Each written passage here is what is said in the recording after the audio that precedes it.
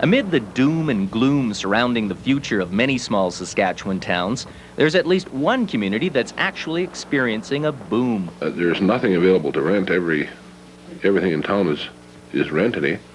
There isn't an empty house. Right now, we have people living in communities outside of this area that want to get in here because it's a nice community. This is Richmound, Saskatchewan, a town of about 200 people 50 kilometers north of Maple Creek. Along its newly paved, tree-lined streets stand big houses and new businesses. There are plenty of new vehicles to be seen. Generally, Richmound has a look of prosperity, and young people are choosing to live here.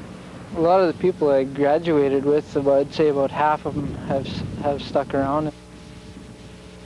The reason Richmound is flourishing is natural gas. While a lot of other communities are desperately searching for ways to survive, the key to Richmound's future is right under its feet. Yes, it's been real good for us around here. I don't know what, I don't think Richmound would have been able to survive if this wouldn't come about. I'd say probably 60% of North Canadians' net gas production comes from this area, so it's a big stake. We have a lot in it. Bob Green is the Saskatchewan manager of North Canadian Oil, and he's based right in Richmound. North Canadian is the biggest of 5 gas and oil companies drilling in this area. Right. Green says nobody knows for sure how much natural gas is under Richmound, but there's a lot. But we're drilling on an ongoing basis. This year alone we've drilled over 150 wells. And as you drill the wells, you add reserves, so it's an ongoing thing. We're drilling wells right now in the field, so as we speak, the reserves are going up. People have known for years that there's an abundance of natural gas in this part of the province, but nothing was ever done to capitalize on it. A few wells that were drilled supplied only enough gas to supply needs within Saskatchewan. 3 years ago, that changed when the provincial government deregulated the industry and paved the way for companies to sell gas outside of the province. The whole plan was to take care of Saskatchewan first, and I don't think they realized how much gas they actually had here. Between southeastern Alberta and Saskatchewan, there's no difference in the field. There's nothing magic happens at the border. So we knew there was, more reserves here than could serve the province. And 3 years ago, I think the province seen that and opened up the market. Deregulation has meant booming sales for companies like North Canadian, who have found markets in California and Eastern Canada. Yeah, right now we're probably we could probably sell more if we had it. Our plants are operating at maximum capacity right now. Good times in the gas fields have made Richmound into a small boom town. No, there is no unemployment here. Anybody that wants to work got a job. Bob Stein owns one of Richmound's 2 car dealerships. He's also on the town council. Over the past 6 years, he watched as Richmound's population grew by 45, an increase of nearly a quarter for a town of 200 people. Personally, I'd be quite happy if it just keeps plugging ahead the way it is, We don't need no real rapid growth. It's pretty tough to handle something when it gets too fast, eh? And Richmound is suffering some growing pains. The most urgent problem is finding housing for people who want to move here. Yes, right now we're experiencing a real shortage. We've only got probably 1, maybe 2 lots for sale in town. The village council is looking at setting up a new land assembly program, opening up about another 8 or 9 new lots in town. We hope to be rolling on that in the spring. Along the town's main street, some local businessmen are showing a lot of confidence in the future.